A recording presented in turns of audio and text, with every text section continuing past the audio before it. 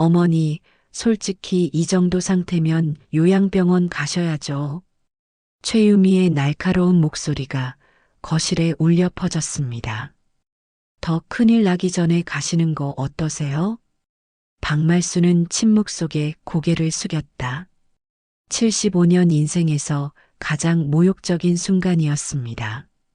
어머니 연금으로는 좋은 요양병원 보내드릴 수도 없고, 엄마, 나도 유미 말이 맞다고 생각해요. 아들 준호의 무심한 한마디가 말순의 가슴을 비수처럼 찔렀습니다. 평생을 바쳐 키운 아들. 그런 아들이 이제는 아내 편에 서서 자신을 처리하려 하고 있었습니다. 알았다. 말수는 방으로 들어가 서랍을 열었습니다. 낡은 수첩 속에 숨겨둔 비밀. 재개발로 40억이 넘게 치솟은 땅 2필지의 등기부등본. 평생 아들 몰래 모아둔 재산이었죠. 이제 그럴 필요 없을 것 같구나. 다음 날 말수는 모든 재산을 박말순 장학재단으로 사회에 환원하기로 결정했습니다. 엄마, 어떻게 이럴 수 있어요? 40억이 넘는 돈을 남에게 다 주고. 준호의 얼굴이 분노로 일그러졌습니다. 과연 어떤 사연이 숨어 있기에 평생 고생한 노모가 하루아침에 전 재산을 정리해버린 걸까요? 그리고 이 충격적인 결정 이후 가족들에게는 어떤 변화가 찾아왔을까요? 지금 이야기 시작합니다. 박말수는 느린 걸음걸이로 부엌에 들어섰습니다.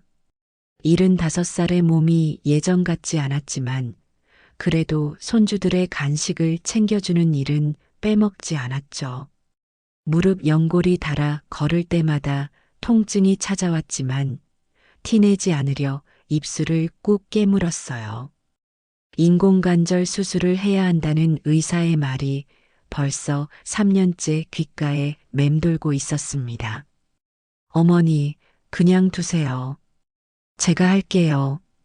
며느리 최유미가 말순의 손에서 도마를 거칠게 낚아챘습니다. 아이 참, 손 떨리는 분이 과일을 깎아요? 이러다 칼 떨어뜨려서 발등이라도 찍히면 어쩌려고. 저희가 더 고생하잖아요.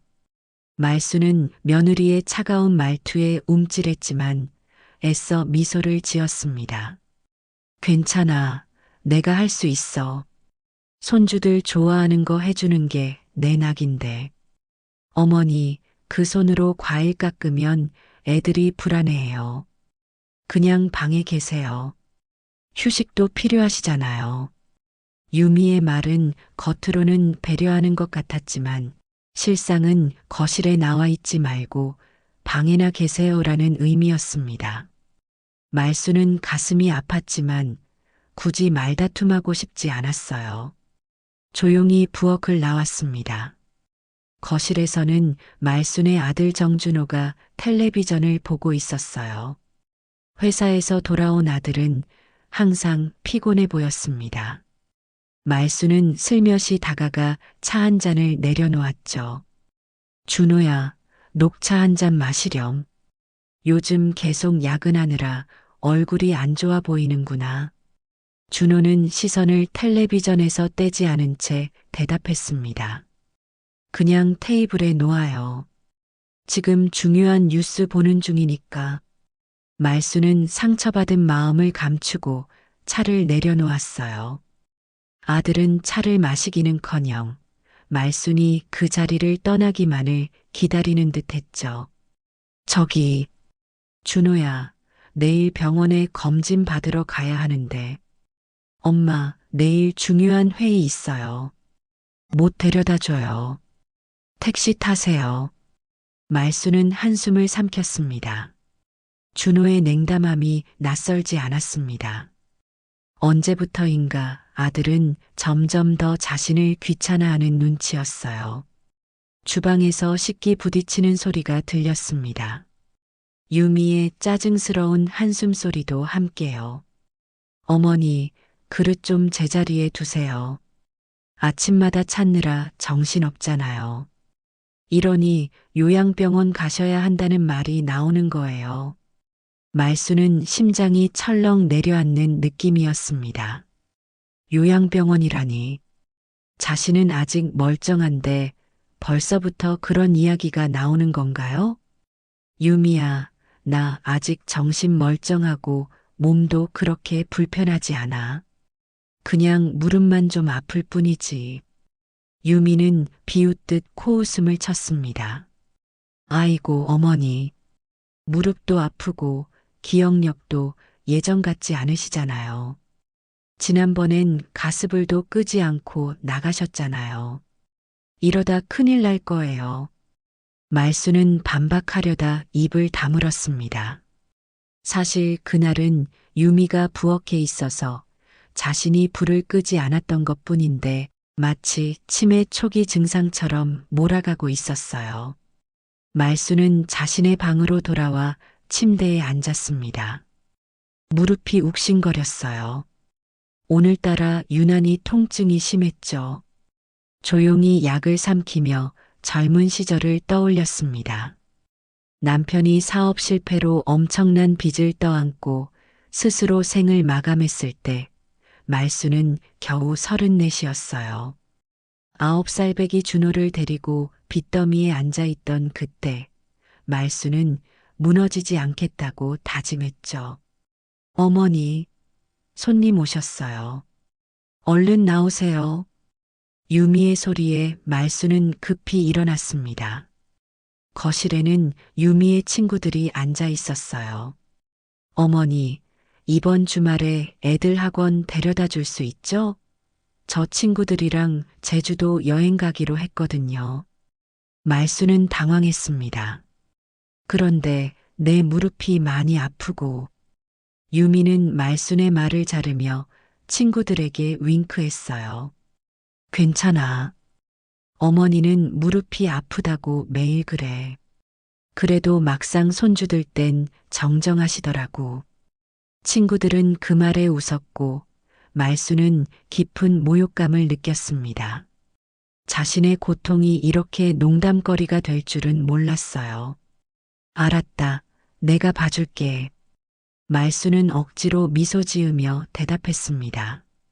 방으로 돌아가는 길 눈물이 차올랐지만 꾹 참았어요. 자식을 위해 손주들을 위해 참는 것이 어머니의 도리라고 생각했기 때문이었죠. 주말이 되었습니다. 유미는 화려한 옷차림으로 여행 가방을 끌고 나왔어요. 어머니, 애들 저녁 8시까지 태권도장에 데려다 주세요. 아침에는 영어학원, 점심 먹이고 수학학원, 그리고 태권도장까지 3군데예요. 간식은 냉장고에 있으니까 적당히 주세요.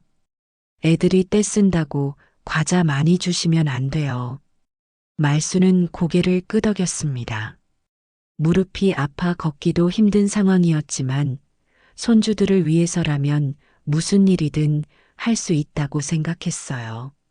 손주들을 태권도장에 데려다 준 말수는 집으로 돌아오는 길에 무릎 통증이 심해져 걷기가 힘들었습니다. 그래도 아이들을 위해 웃음을 잃지 않으려 애썼어요. 집에 도착하자 10살 민준이가 뛰어와 말순의 무릎을 껴안았습니다. 할머니, 등에 업어주세요. 부탁이에요. 말순은 통증 때문에 고개를 저었습니다. 할머니 무릎이 많이 아파서 오늘은 안 될 것 같아. 할머니, 제발요. 조금만요. 민준이가 떼를 쓰며 매달렸어요. 말수는 손주의 애원하는 눈빛을 거절할 수 없었습니다. 힘겹게 민준이를 등에 업었어요. 그 순간 무릎에서 뚝 소리가 나며 극심한 통증이 전신을 덮쳤습니다. 아! 말수는 그대로 바닥에 주저앉고 말았어요. 아이를 떨어뜨리지 않으려 최선을 다했지만 무릎이 완전히 꺾여버렸습니다. 끔찍한 통증에 식은땀이 흘렀어요. 할머니, 할머니, 아이들의 울음소리에 이웃이 달려왔고 곧 구급차가 도착했습니다. 병원으로 실려간 말수는 결국 피할 수 없었던 인공관절 수술을 받게 되었어요. 수술 후 이틀째 되는 날, 말수는 병실 침대에 앉아 창밖을 바라봤습니다. 무릎의 통증은 수술로 줄었지만 마음속 상처는 더 깊어진 것 같았어요. 어제 제주도에서 급히 돌아온 준호와 유미가 잠깐 다녀갔지만 그들의 방문은 의무감에서 비롯된 것임을 말수는 느낄 수 있었죠. 어머니, 이제 좀 어떠세요? 유미가 병실 문을 열고 들어왔습니다. 손에는 작은 과일 바구니가 들려 있었어요. 얼굴에는 짜증스러운 기색이 역력했죠. 많이 좋아졌어. 걱정 말고 집에 가 있어. 말수는 미소 지었지만 유미의 표정은 어딘가 불편해 보였습니다. 침대 옆 의자에 앉은 유미는 한동안 말이 없다가 조심스럽게 입을 열었어요. 어머니, 솔직히 말씀드리자면 퇴원하시면 어떻게 하실 생각이세요? 말수는 의아한 표정으로 유미를 바라봤습니다. 집에 가서 쉬다가 재활 치료 받으려고 하는데 그게 저희도 많이 고민했는데 어머니 혼자 계시기에는 너무 위험할 것 같아요. 이번만 해도 손주들 없겠다고 하시다가 이런 일이 생겼잖아요. 요양병원을 알아보는 게 어떨까 싶어서요. 말순의 심장이 쿵 내려앉았습니다. 요양병원이라니.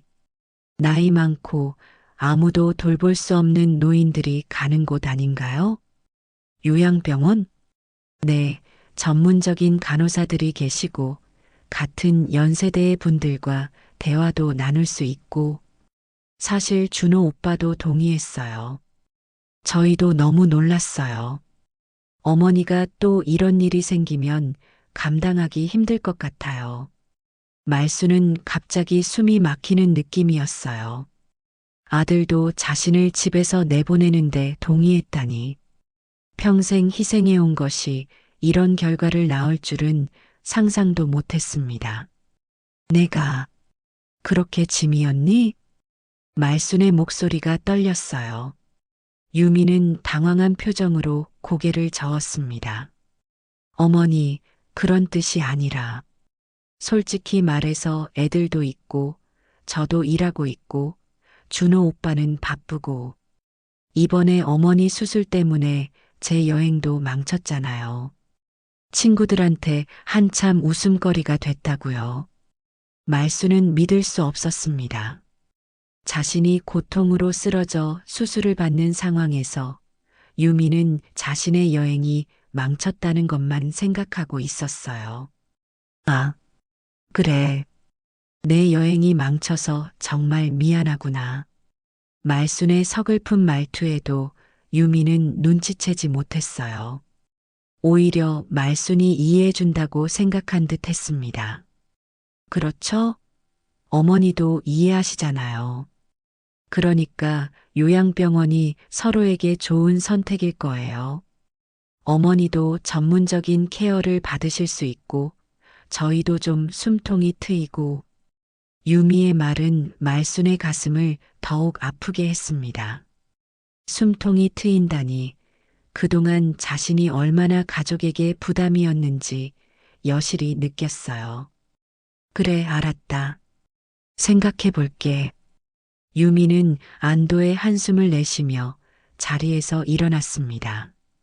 그럼 저 이만 가볼게요. 아이들이 기다리고 있어서. 유미가 나가자마자 말수는 깊은 한숨을 내쉬었어요. 창밖으로 보이는 하늘이 갑자기 흐려졌습니다. 말수는 병실 침대에 웅크린 채 자신의 인생을 돌아보았죠. 병실 서랍에서 낡은 수첩을 꺼냈습니다. 그 안에는 말순만의 비밀이 적혀 있었어요. 교장 시절 동료 교사의 권유로 시외각에 구입해둔 작은 땅 2필지. 당시에는 별 가치가 없었지만 최근 그곳이 재개발 구역으로 지정되면서 가치가 급등했다는 소식을 들었죠. 내가 평생 모은 거라곤 이것밖에 없는데.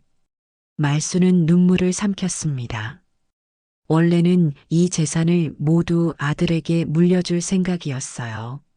하지만 이제는 마음이 달라졌습니다. 자신의 존재 가치를 부정당하고 짐처럼 취급받는 상황에서 더 이상 희생할 이유가 없다고 느꼈죠. 다리가 회복된 뒤 바로 말수는 재개발 지역으로 향했습니다. 버스를 타고 1시간 넘게 가야 하는 거리였지만 자신의 마지막 재산을 확인하고 싶었어요. 버스 창가에 기대 앉은 말순의 눈에는 결연한 의지가 빛났습니다. 도착한 곳은 한때 한적했던 시외각 지역이었죠. 이제는 대형 공사 현장으로 변해 있었습니다. 곳곳에 재개발 구역, 신도시 건설 같은 현수막이 걸려 있었어요. 말수는 자신의 땅 앞에 서서 잠시 생각에 잠겼습니다. 20년 전이었나? 당시에는 그저 아들 대학 학비라도 보태려고 했는데 말수는 미소 지었습니다. 당시 동료 교사가 재테크라며 추천해준 이 땅. 매달 월급에서 조금씩 떼어 어렵게 구입했던 추억이 떠올랐어요. 남편 빚 갚느라 힘들 때도 이 땅만은 포기하지 않았죠. 언젠가 아들에게 물려주기 위해. 박 여사님? 뒤에서 들려온 목소리에 말수는 돌아봤습니다.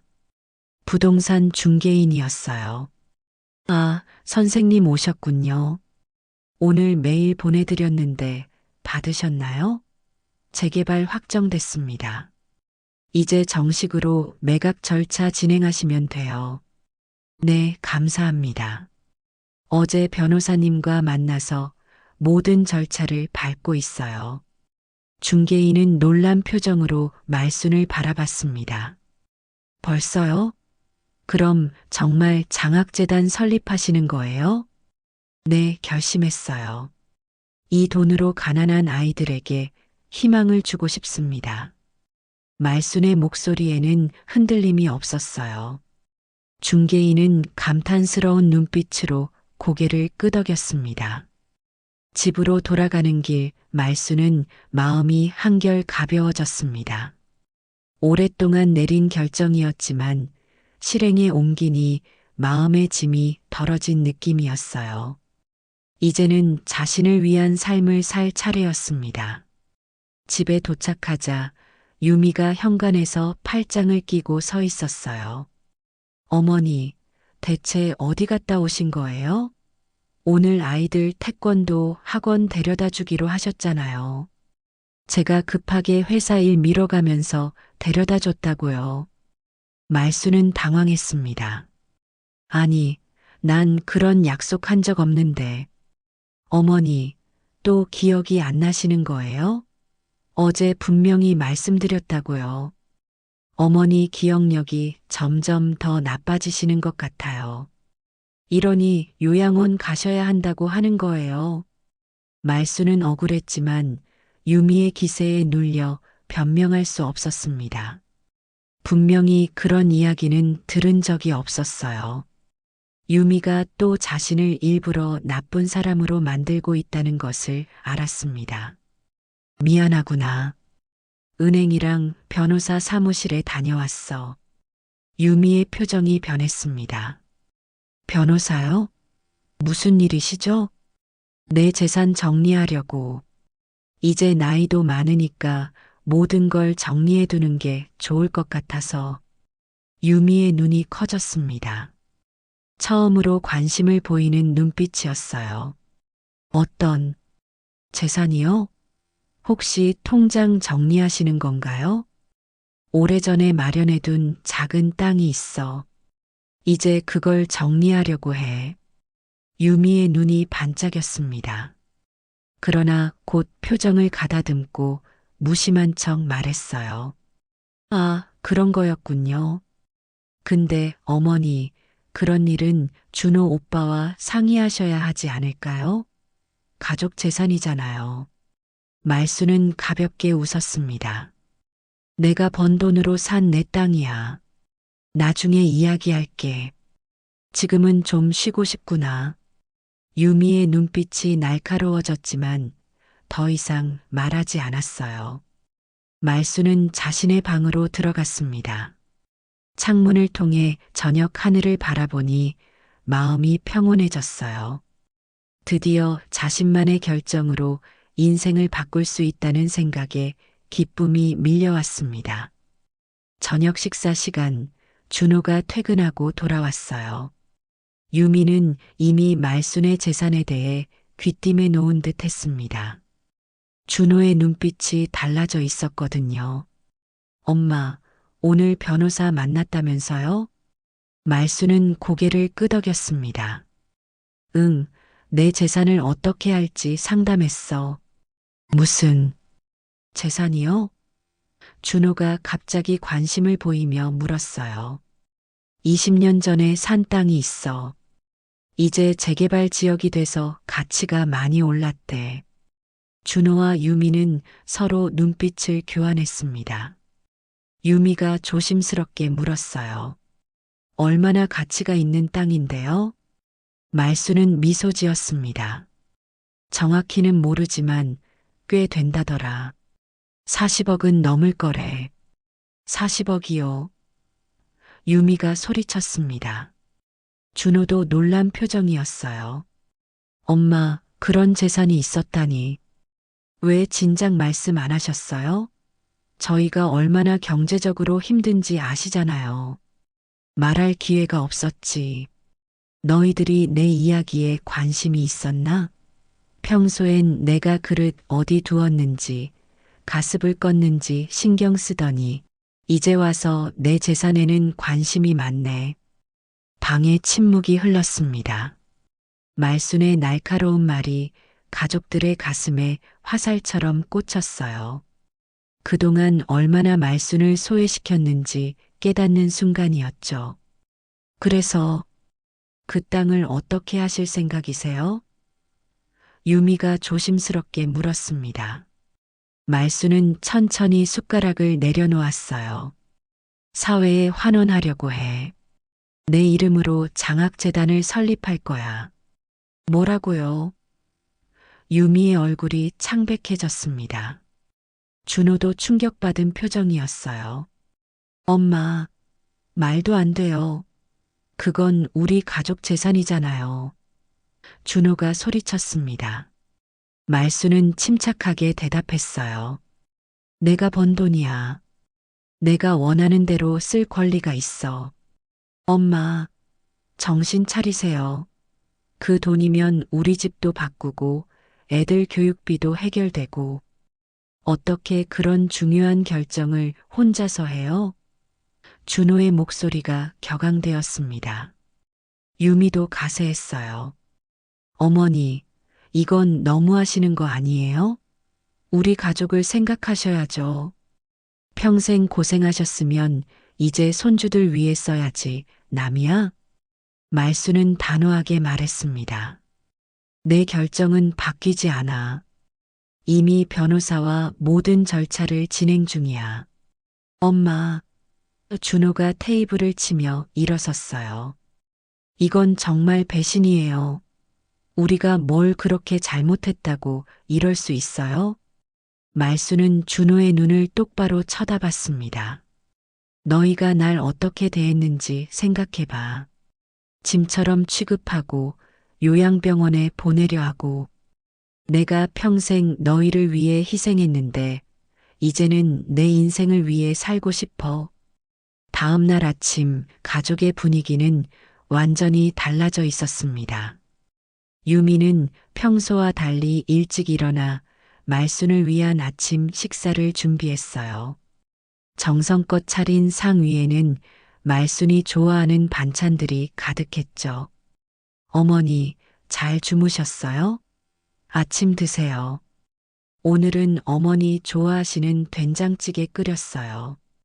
말수는 유미의 갑작스러운 변화에 어이가 없었지만 담담하게 아침 식사를 시작했습니다.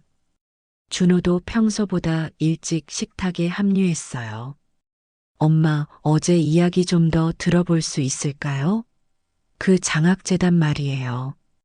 별로 말할 게 없어.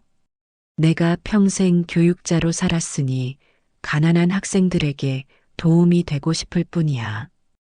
하지만 엄마, 그 재산은 엄마가 평생 고생해서 모은 거잖아요.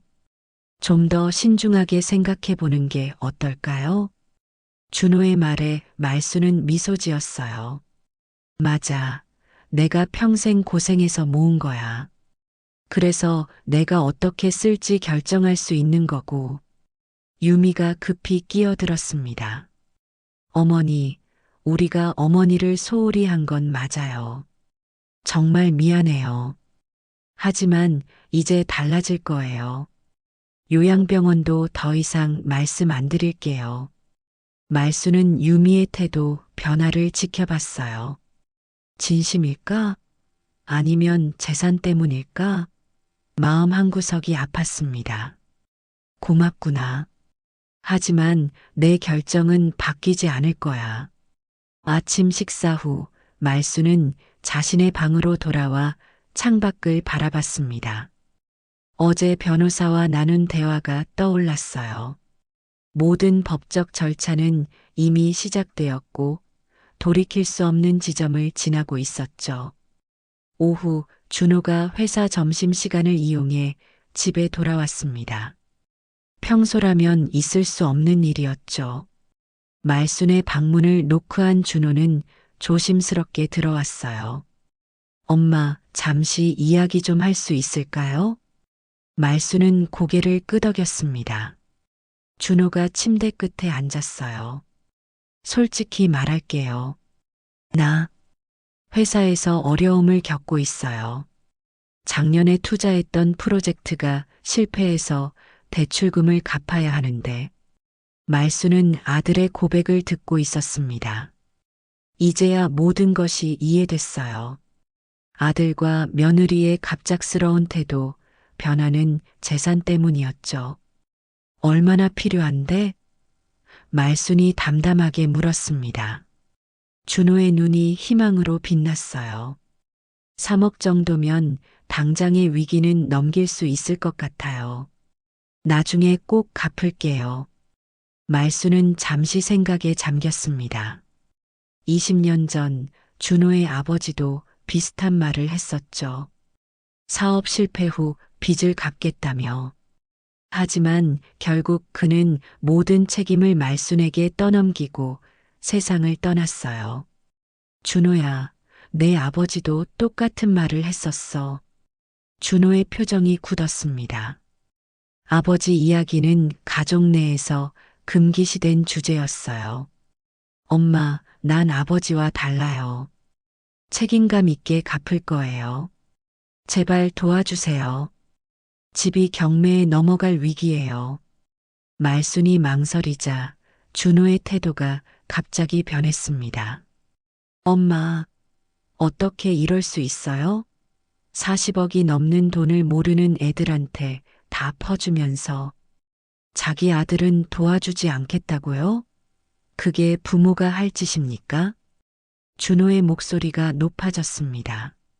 그의 얼굴은 분노로 일그러졌어요. 난 그 돈이 다 필요한 게 아니에요. 그중 3억만 빌려달라는 거잖아요. 엄마가 그토록 자랑스러워하던 교장 자리도 누구 덕분에 한 거예요? 제가 얼마나 많이 참아왔는데. 말수는 충격을 받았습니다. 무슨 말이니? 내가 참아왔다고? 당연하죠. 친구들은 다 좋은 집에 살 때 우리는 허름한 아파트에서 살았잖아요. 유미가 얼마나 스트레스 받는지 아세요? 시댁살이가 얼마나 힘든 건데. 그래도 유미는 한 번도 불평 안 했어요. 엄마 때문에 우리 얼마나 많은 걸 포기했는지 아세요? 준호의 말은 말순의 가슴을 찢었습니다. 그동안 이것이 아들의 진심이었다니. 믿을 수 없었어요. 난 늘 너희를 위해 살았는데. 엄마, 이제 와서 그런 말씀하지 마세요. 평생 희생하셨다고요? 그럼 그 희생의 결실은 가족한테 돌아와야 하는 거 아닌가요? 40억이면 유미도 일 그만두고 애들 교육비도 해결되고 집도 바꿀 수 있어요. 우리 인생이 완전히 달라질 수 있다고요. 말수는 한숨을 내쉬었습니다. 준호야, 그 돈은 이미 장학재단에 기부하기로 결정했어. 법적 절차도 거의 마무리 단계야. 준호가 벌떡 일어났어요. 엄마, 그럼 취소하세요. 지금이라도 변호사한테 전화해서 취소하라고 해요. 그럴 수 없어. 이미 계약서에 서명했어. 엄마, 도대체 왜 이러시는 거예요? 우리가 엄마한테 뭘 그렇게 잘못했다고. 준호의 얼굴이 분노로 붉어졌습니다. 말수는 고개를 들어 아들을 바라봤습니다. 내가 지금 하는 말들이 바로 그 이유야. 너희에게 난 그저 돈줄에 불과했던 거지. 준호가 방을 뛰쳐나갔습니다. 잠시 후 유미가 화가 난 얼굴로 들어왔어요. 어머니, 어떻게 우리한테 이럴 수 있어요? 우리가 얼마나 어머니를 잘 모셨는데요. 다른 집은 시어머니 모시기 싫어서 요양원부터 알아보는데 우리는 이렇게 함께 살았잖아요. 말수는 침착하게 대답했습니다. 유미야, 너희가 날 모셨다고 생각하니? 내가 짐처럼 느껴졌으면서? 아이고, 어머니. 그건 어머니가 너무 예민하게 생각하시는 거예요. 가족이 함께 사는 게 당연한 거잖아요. 근데 이렇게 중요한 결정을 가족과 상의도 없이 하시다니. 너무하세요. 정신에 문제 있으신 거 아니에요? 유미의 마지막 말에 말수는 경악했습니다. 이제는 자신의 정신 상태까지 의심하고 있다니요. 내 정신은 아주 멀쩡해. 오히려 지금이 그 어느 때보다 명료해. 더 이상 이야기하지 않겠어. 말순이 일어서려 하자 유미가 그녀의 팔을 붙잡았어요. 어머니, 제발이요. 우리 더 이야기해요. 오빠가 지금 얼마나 힘든지 아세요? 집이 경매로 넘어가면 우리 어디서 살아요? 어머니도 같이 고생하시게 될 거예요. 말수는 유미의 손을 떼어내며 말했습니다. 걱정하지 마. 난 내 갈 곳이 있어. 아침 일찍 말수는 정장을 차려입고 기자회견장으로 향했습니다. 어젯밤 유미와 준호는 그녀의 마음을 돌리기 위해 온갖 방법을 동원했어요. 울기도 하고 화내기도 하고 심지어 애원하기까지 했지만 말순의 결심은 확고했습니다. 기자회견장에 도착하자 많은 기자들이 기다리고 있었어요. 은퇴교장, 40억 전액 장학재단 설립 선언이라는 소식이 이미 퍼져 있었나 봅니다. 박 선생님, 드디어 오셨군요. 준비 다 되셨나요? 변호사가 말순을 맞이했습니다. 말순은 심호흡을 하며 고개를 끄덕였어요. 네, 준비됐습니다. 단상에 오른 말순은 수백 개의 카메라 플래시 세례를 받았습니다. 모든 것이 낯설었지만 그녀의 눈빛은 단호했어요. 안녕하세요, 박말순입니다. 오늘 저는 제 평생 모은 재산을 사회에 환원하는 박말순 장학재단 설립을 공식적으로 발표하고자 이 자리에 섰습니다. 말순은 잠시 숨을 고른 뒤 자신의 인생 이야기를 풀어나갔습니다. 저는 34세 남편을 잃고 9살 아들을 홀로 키우며 교직 생활을 했습니다. 낮에는 아이들을 가르치고 밤에는 시장에서 반찬을 팔며 생계를 유지했죠. 남편이 남긴 빚을 갚기 위해 10년이 넘는 시간을 쏟았습니다. 카메라 플래시가 계속해서 터졌지만 말수는 흔들리지 않고 계속 이어갔어요. 그 어려운 시절에도 저는 교육의 힘을 믿었습니다. 그래서 학생들을 위해 모든 열정을 쏟았고 조금씩 남은 돈으로 작은 땅을 마련했죠. 그 땅이 이제 재개발로 인해 큰 가치를 갖게 되었습니다. 말순의 목소리가 잠시 떨렸습니다. 이제 그녀는 가장 힘든 부분을 이야기해야 했어요. 하지만 제가 이 자리에 선 이유는 단순히 재산 기부를 알리기 위해서만이 아닙니다. 저는 오늘 노인이 된 부모가 어떻게 가족 내에서 소외되고 무시당하는지 말하고 싶습니다. 회견장이 갑자기 조용해졌습니다. 모든 기자들이 집중하고 있었어요. 제가 은퇴한 후 저는 점점 짐이 되어 갔습니다. 아들과 며느리에게 저는 단지 비용으로 계산되는 존재였죠. 요양병원에 가야 한다는 말을 수시로 들었습니다.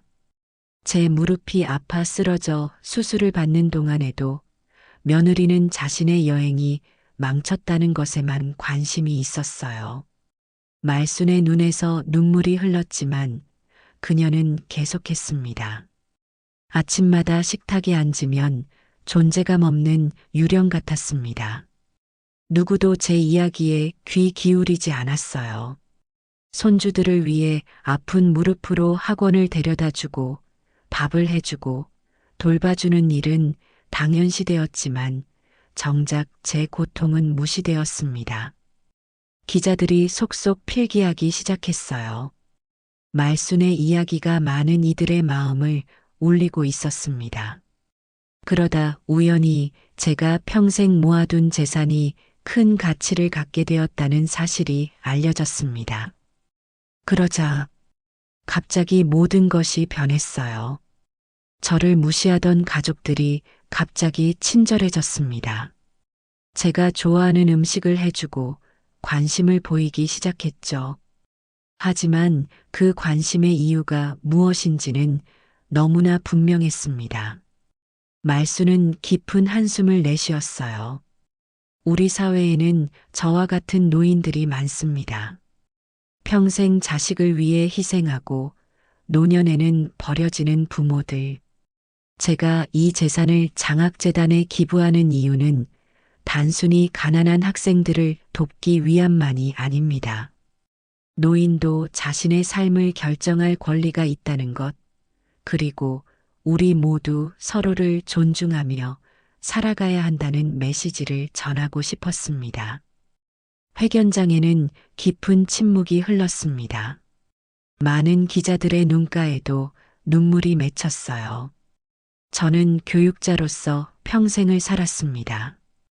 이제 마지막 가르침으로 진정한 효란 무엇인지, 진정한 가족이란 어떤 것인지 생각해보는 계기가 되기를 바랍니다. 제 작은 용기가 저와 같은 처지에 있는 많은 노인분들께 위로가 되길 바랍니다. 말순이 마지막 말을 마치자 회견장은 뜨거운 박수로 가득 찼습니다. 많은 기자들이 추가 질문을 던졌지만 말순은 이미 충분히 말했다고 생각했어요. 단상에서 내려오는 말순의 눈에 뒷자리에 서 있는 준호가 보였습니다. 그의 얼굴은 눈물로 범벅이 되어 있었어요. 말순의 솔직한 고백이 아들의 마음을 울린 것 같았습니다. 회견이 끝나고 차로 돌아가는 길, 준호가 말순에게 다가왔어요. 엄마. 말순은 아들을 바라봤습니다. 준호의 얼굴에는 부끄러움과 후회가 가득했어요. 엄마, 정말 저희가 그렇게 했나요?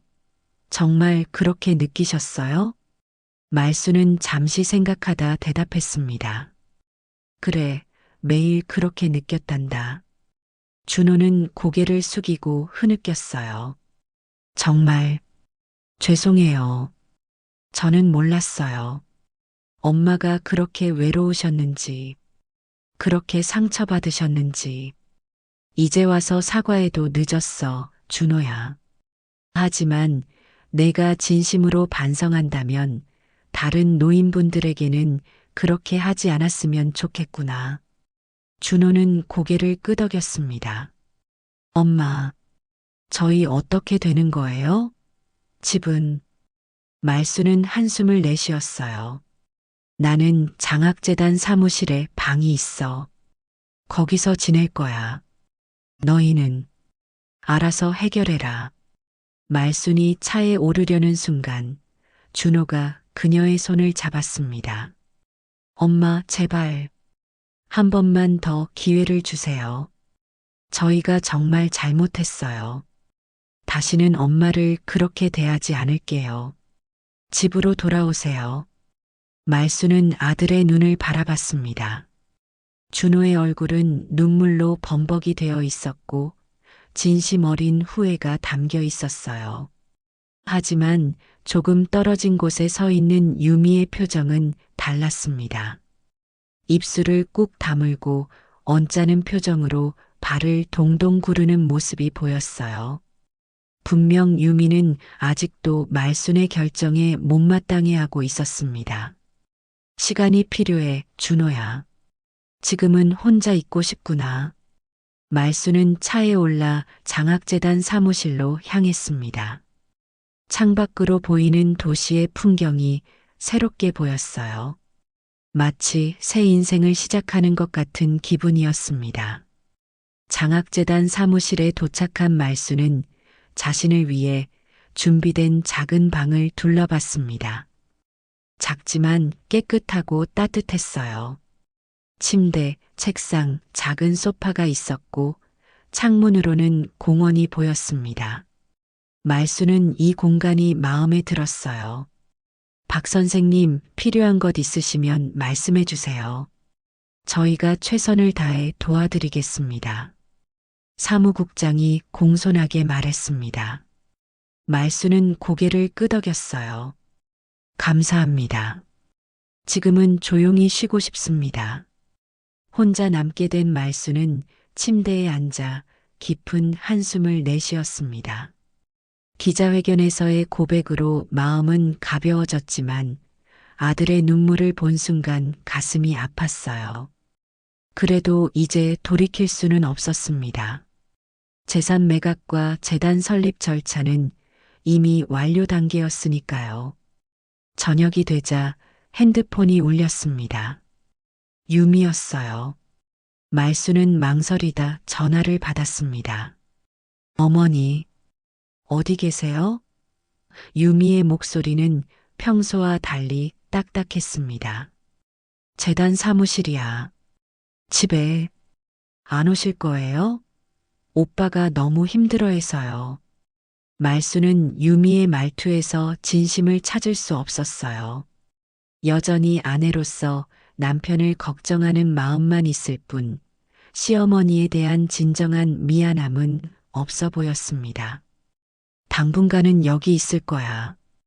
그럼 언제쯤 돌아오실 건가요? 오빠가 계속 울기만 하고 말수는 가볍게 한숨을 내쉬었습니다. 유미야, 시간이 필요해. 준호한테도 그렇게 말했어. 지금은 혼자만의 시간이 필요하단다. 아, 알겠습니다. 유미의 목소리에는 짜증이 묻어났어요. 어쨌든 저희는 집이 경매에 넘어갈 위기니까요. 아무래도 상관없으시겠지만 말수는 유미의 비꼬는 말투에 가슴이 아팠지만 담담하게 대답했습니다. 그건 준호가 해결해야 할 문제야. 내가 평생 그렇게 했듯이. 통화가 끝나고 말수는 창밖을 바라봤습니다. 유미의 태도는 여전했지만 준호의 진심 어린 후회는 마음에 남았어요. 아들에게 너무 가혹한 건 아닐까 하는 생각이 들었습니다. 다음 날 아침 말수는 새로운 일상을 시작했습니다. 재단 사무실에서 아침 식사를 하고 장학생 선발 계획을 검토했어요. 직원들은 모두 공손하게 그녀를 대했고 많은 이들이 기자회견을 보고 감동받았다며 인사를 건넸습니다. 오후에는 지역 국립대학에서 연락이 왔어요. 교육학과에서 말순을 초빙 교수로 모시고 싶다는 내용이었습니다. 박 선생님의 교육 철학과 사회 환원 정신이 우리 학생들에게 큰 귀감이 될 것 같습니다. 한 학기 특강을 맡아주시면 감사하겠습니다. 말순은 기쁜 마음으로 제안을 수락했습니다. 평생 교육자로 살아온 그녀에게 이보다 더 좋은 기회가 없었어요. 그녀의 경험과 지혜를 젊은 예비 교사들에게 전할 수 있다는 생각에 가슴이 벅찼습니다. 일주일 후 말순은 변호사로부터 긴급한 연락을 받았습니다. 박 선생님, 준호 씨가 찾아왔더군요. 집이 경매에 넘어갈 위기라고 합니다. 선생님께서 보증을 서주실 수 있냐고 물어보던데요. 말순은 잠시 생각에 잠겼습니다. 어떤 종류의 보증인가요? 대출금 상환을 위한 보증입니다. 3억 원 정도라고 하더군요. 선생님의 신용과 장학재단 이사장이라는 지위가 있으니 가능할 겁니다. 말순은 깊은 숨을 내쉬었어요. 아들을 도와야 할까? 아니면 그대로 두어야 할까? 고민이 깊어졌습니다. 저녁 말순은 준호에게 전화를 걸었습니다. 준호야, 변호사에게 연락받았어. 집 경매 이야기. 엄마. 준호의 목소리가 떨렸습니다. 죄송해요. 정말 어쩔 수 없어서 내일 은행에 가자. 보증을 서줄게. 말순의 말에 준호는 잠시 말을 잇지 못했어요. 정말요? 엄마, 감사합니다. 정말 감사합니다. 다음 날 은행에서 말순과 준호는 대출 서류를 작성했습니다. 말순은 자신의 신용과 재산을 담보로 아들의 대출 보증을 섰어요. 은행을 나오는 길, 준호가 말순의 손을 꼭 잡았습니다. 엄마, 이번에야말로 꼭 갚을게요. 절대 실망시키지 않을게요. 말순은 미소 지었습니다. 알아. 내가 그럴 거라고 믿어. 집 앞에 도착했을 때 유미가 현관에서 기다리고 있었습니다. 그녀의 표정은 어제와는 완전히 달랐어요. 눈가가 붉어 보였고 긴장한 듯 손을 비비고 있었습니다. 어머니, 유미가 말순에게 다가왔어요. 그리고 갑자기 무릎을 꿇더니 말순의 손을 잡았습니다. 어머니, 저는 정말 못된 며느리였어요. 어머니를 짐처럼 대했고 존중하지 않았어요. 심지어 어제까지도 어머니의 결정에 화가 나 있었는데 오늘 어머니께서 저희를 도와주신다는 말을 듣고 정말 부끄러워졌어요. 유미의 눈에서 눈물이 흘러내렸습니다. 이번에는 진심 어린 눈물이었어요.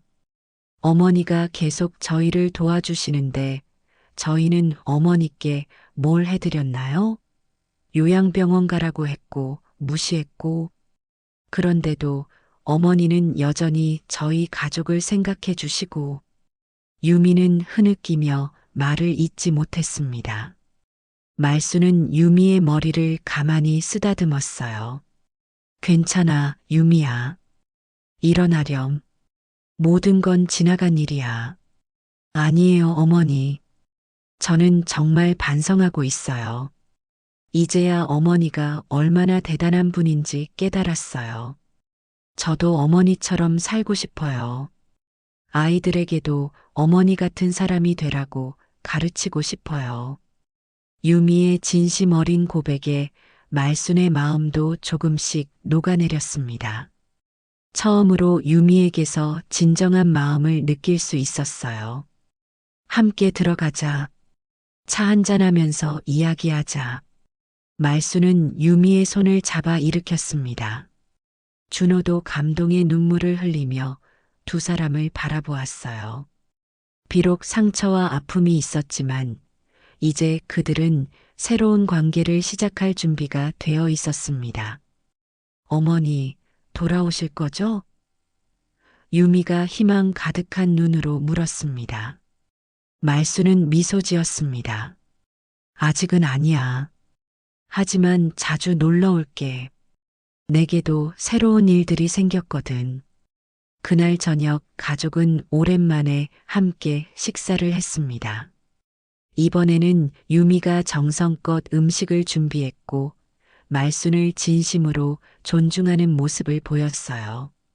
준호는 말순의 재단 활동과 대학 강의에 대해 관심 있게 물었고 손주들은 할머니에게 제잘제잘 이야기를 들려주었습니다. 말순은 이 변화가 단순히 돈 때문만은 아니라고 느꼈습니다. 진정한 깨달음과 반성이 있었어요.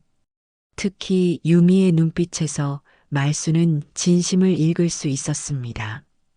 밤이 깊어 말순이 재단 사무실로 돌아가려 할 때 유미가 말했습니다. 어머니, 정말 감사합니다.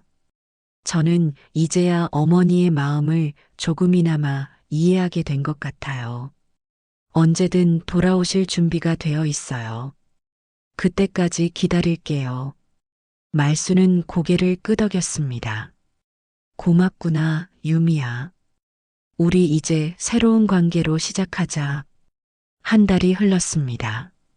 말순의 일상은 완전히 달라졌어요. 이제 그녀는 장학재단 이사장으로서 장학생 선발 계획을 수립하고 대학에서 주 이틀 강의를 하는 바쁜 나날을 보내고 있었습니다. 무엇보다 그녀의 눈빛이 달라졌어요. 이전의 쓸쓸함과 체념 대신 이제는 열정과 활기가 넘쳤습니다. 박 선생님, 첫 장학생 선발 심사 결과가 나왔습니다. 사무국장이 두꺼운 서류 뭉치를 내밀었습니다. 말수는 안경을 쓰고 자료를 검토하기 시작했어요. 총 300명이 지원했고 그중 100명을 선발했네요. 아이들 이야기가 정말 감동적이에요. 말수는 지원서 하나하나를 꼼꼼히 읽었습니다. 가난 속에서도 꿈을 포기하지 않고 열심히 공부하는 학생들, 편부모 가정에서 동생들을 돌보며 학업을 이어가는 학생들, 모두가 자신의 어린 시절과 비슷한 환경에서 고군분투하고 있었어요. 이 아이들에게 희망을 줄 수 있어 정말 기쁩니다. 수여식은 언제로 예정되어 있나요? 다음 주 토요일입니다. 지역 언론과 교육계 인사들도 참석하실 예정입니다. 말수는 고개를 끄덕였습니다. 그녀의 가슴은 설렘으로 가득 찼어요. 이제 그녀는 자신의 재산으로 누군가의 인생에 변화를 줄 수 있다는 사실에 감사했습니다. 대학 강의도 순조롭게 진행되고 있었어요.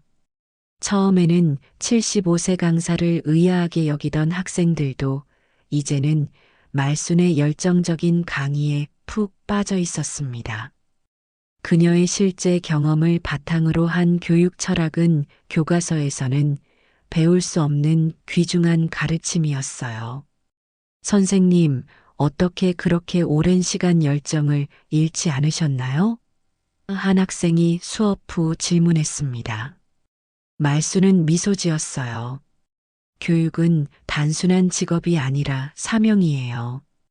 한 아이의 인생을 바꿀 수 있다는 믿음이 있었기 때문에 가능했죠. 주말이 되면 말수는 종종 준호의 집을 방문했습니다.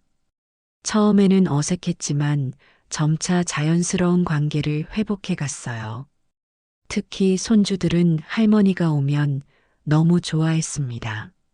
할머니, 이번에 장학금 받는 언니들처럼 저도 공부 열심히 할래요. 손녀 민지가 말했습니다. 말수는 손녀의 머리를 쓰다듬었어요.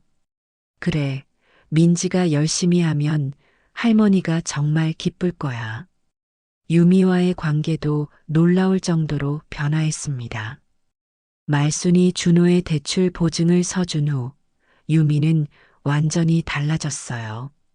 이제 유미는 말순을 진심으로 존중하고 배려했습니다. 말순이 방문할 때마다 정성껏 음식을 준비하고 말순의 건강과 활동에 진심으로 관심을 가졌어요. 어머니, 이번 주 강의 어떠셨어요? 학생들 반응이 좋았어요? 말순은 유미의 진심 어린 관심에 기쁘게 대답했습니다. 생각보다 좋았어. 젊은 학생들이 진지하게 공부하는 모습이 보기 좋더구나. 어머니가 강의하시는 모습 한번 보고 싶어요. 다음에 제가 가도 될까요? 말수는 놀라면서도 감동했습니다. 물론이지. 언제든 환영이야. 유미는 눈시울을 붉히며 말순의 손을 잡았습니다. 어머니, 정말 감사해요. 저희를 도와주셔서, 그리고 저 같은 며느리를 용서해 주셔서, 말수는 유미의 손을 꼭 잡아주었습니다. 다 지난 일이야. 이제 우리는 새로운 관계를 시작했잖니. 장학금 수여식 날, 말수는 깔끔한 정장을 차려입고 행사장에 도착했습니다. 100명의 학생들과 그들의 가족, 그리고 많은 내빈들로 행사장은 가득 찼어요. 놀랍게도 준호와 유미, 그리고 손주들도 와 있었습니다. 어머니, 오늘 정말 멋져 보이세요. 유미가 꽃다발을 건네며 말했습니다. 말수는 감사하게 꽃다발을 받았어요. 고마워, 유미야. 너희가 와줘서 정말 기쁘구나. 단상에 오른 말수는 떨리는 마음으로 마이크 앞에 섰습니다. 오늘 이 자리에 여러분과 함께 할 수 있어 정말 기쁩니다. 저는 오랜 교직 생활 동안 교육의 힘이 한 사람의 인생을, 나아가 세상을 바꿀 수 있다고 굳게 믿어왔습니다. 말수는 학생들을 바라보며 계속했어요. 여러분 앞에는 어려움이 있을 것입니다. 하지만 그 어려움을 이겨내고 꿈을 향해 나아가는 모습이 얼마나 아름다운지 제가 직접 경험했습니다. 이 장학금이 여러분의 꿈을 향한 작은 디딤돌이 되길 바랍니다. 장학증서를 한 명씩 전달하는 동안 말수는 깊은 보람을 느꼈습니다. 학생들의 눈빛에서 그녀는 희망과 감사를 볼 수 있었어요. 이것이 바로 그녀가 원했던 것이었습니다. 행사가 끝나고 말순이 단상에서 내려오자 한 학생이 다가와 두 손으로 편지를 내밀었습니다. 선생님, 저희 할머니께서 선생님 기사를 보시고 정말 감동하셨대요. 저도 선생님 덕분에 대학 갈 수 있게 되었고요. 정말 감사합니다. 말수는 학생의 머리를 쓰다듬었습니다. 내가 열심히 공부해서 좋은 사람이 되길 바란다. 그것이 내게는 가장 큰 선물이란다. 그날 저녁 말수는 준호의 가족과 함께 식사를 했습니다. 식탁 위에는 유미가 정성껏 준비한 음식들이 가득했어요. 어머니, 오늘 정말 멋지셨어요. 저는 어머니가 자랑스러워요. 유미가 진심 어린 목소리로 말했습니다. 준호도 말순의 손을 잡으며 말했어요. 엄마, 정말 대단하세요. 오늘 학생들 눈빛에서 희망을 봤어요. 엄마가 그 아이들에게 새 인생을 선물하고 계신 거예요. 말수는 가족들의 진심 어린 지지에 감동했습니다. 몇 개월 전까지만 해도 그녀를 짐으로 여기던 가족들이 이제는 그녀를 존경하고 사랑한다는 사실이 믿기지 않았어요. 고마워, 모두들. 너희가 이렇게 이해해주니 더 힘이 나는구나. 식사 후 준호가 조심스럽게 말을 꺼냈습니다. 엄마, 생각해봤는데 우리 집으로 돌아오시면 어떨까요? 엄마 방도 새로 꾸며놨고 서재도 마련했어요. 엄마가 편하게 일하실 수 있게요. 말수는 잠시 생각에 잠겼습니다. 한 달 동안 독립적인 생활을 하며 많은 것을 깨달았어요. 그리고 가족들의 진정한 변화도 느꼈습니다. 정말 괜찮을까? 나는 이제 예전과 다른 사람이야. 내일도 있고 내 생활도 있어. 유미가 진심 어린 눈빛으로 말했습니다. 어머니, 당연하죠. 어머니의 모든 것을 존중할게요. 어머니 일도 시간도 모든 걸 지켜드릴게요. 저희도 많이 배웠어요. 이제는 진짜 가족이 되고 싶어요. 말수는 가족들의 진심을 느꼈습니다. 그럼 다음 주에 돌아올게. 모두의 얼굴에 기쁨이 번졌습니다. 특히 유미의 눈에서는 감사의 눈물이 흘러내렸어요. 정말 감사합니다, 어머니. 이번에는 정말 달라질게요. 약속해요. 몇 주 후 말수는 다시 준호의 집으로 돌아갔습니다. 하지만 이번에는 모든 것이 달랐어요. 그녀의 방은 완전히 새롭게 꾸며져 있었고 작은 서재도 마련되어 있었습니다. 무엇보다 가족들의 태도가 완전히 바뀌었어요. 어머니, 이제 매일 아침 일어나시면 신문이랑 커피 준비해 드릴게요. 어머니 강의 시간에 맞춰서 아침 식사도 준비할게요. 유미의 진심 어린 배려에 말수는 고마움을 느꼈습니다. 준호도 매일 아침 출근 전에 말순의 방에 들러 안부를 묻고 저녁에는 재단 일과 강의에 대해 관심 있게 물어봤어요. 엄마, 오늘 강의는 어땠어요? 학생들 반응이 좋았어요? 말수는 아들의 관심에 기쁘게 대답했습니다. 오늘은 교육평가에 대해 강의했는데 학생들이 정말 열심히 들었어. 질문도 많았고 무엇보다 손주들과의 관계가 더욱 깊어졌습니다. 이제 그들은 할머니를 짐이 아닌 존경하고 배울 점이 많은 멋진 어른으로 여겼어요. 할머니, 저도 나중에 할머니처럼 다른 사람들 도와주는 사람 될래요. 말수는 손주들의 순수한 말에 가슴이 따뜻해졌습니다. 그녀의 선택이 이렇게 가족에게도 긍정적인 영향을 미치고 있다는 사실이 기뻤어요. 장학재단 운영도 순조롭게 진행되고 있었습니다. 첫 장학생들의 학업 성과가 좋다는 소식이 들려왔고 더 많은 기업과 개인들이 재단에 기부를 시작했어요.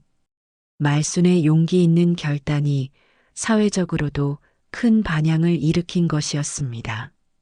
박 이사장님, 재단 설립 1주년을 맞아 특별 행사를 계획 중입니다. 장학생들이 직접 자신의 성과와 꿈을 발표하는 꿈 나눔 축제를 개최하려고 합니다. 말수는 즉시 동의했습니다. 좋은 생각이에요. 아이들의 성장을 함께 축하하는 자리가 되었으면 좋겠습니다. 대학 강의도 갈수록 인기가 높아져 수강 신청이 폭주했습니다.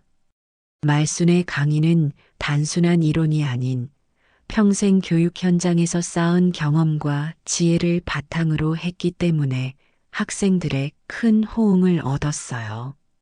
박 선생님, 강의가 너무 인상적입니다. 덕분에 제가 왜 교사가 되려고 하는지 다시 한번 깨닫게 되었어요. 학생들의 이런 피드백이 말순에게는 가장 큰 보람이었습니다. 어느 날 유미가 말순에게 작은 선물 상자를 건넸습니다. 어머니, 이거 받으세요. 제가 직접 만든 건데. 말순이 상자를 열자 손으로 정성껏 만든 액자가 들어 있었어요. 그 안에는 말순이 기자회견에서 한 말이 예쁘게 적혀 있었습니다. 내 평생 지켜온 희생과 눈물은 단순한 고통이 아니라 누군가에게 날개가 되어줄 진정한 힘이었다. 말수는 감동해서 눈시울이 붉어졌습니다.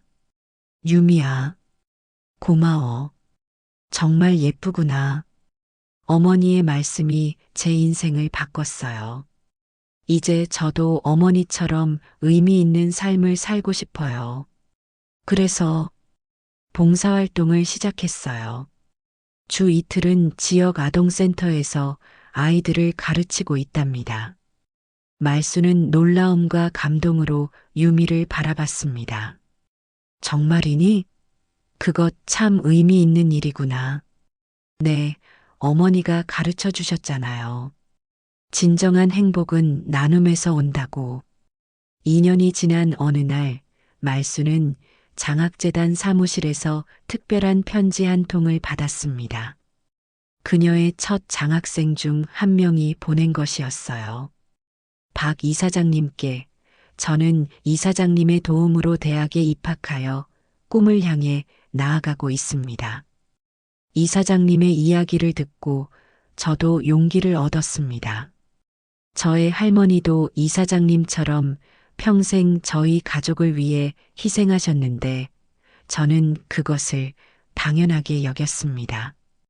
이제는 할머니의 사랑과 희생에 감사드리며 더 효도하려고 노력하고 있습니다.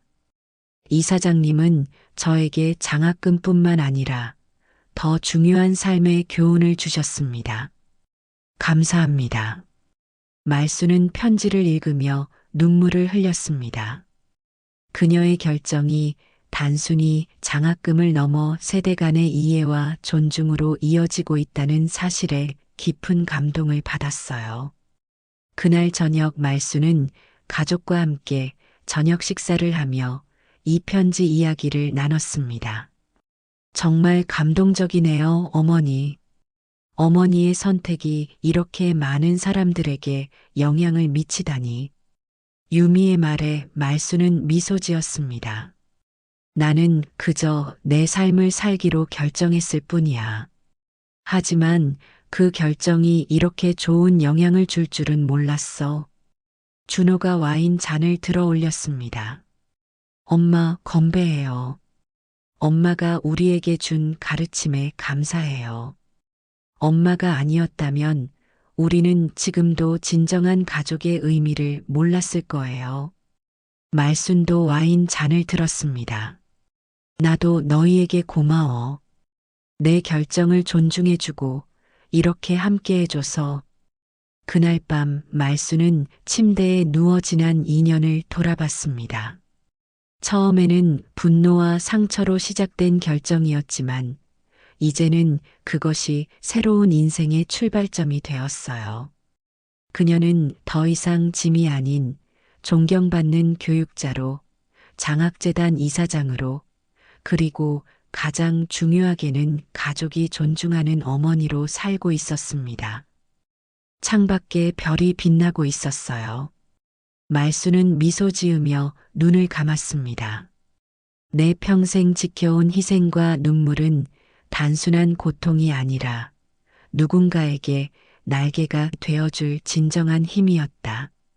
다음 날 아침 말수는 일찍 일어나 산책을 나섰습니다.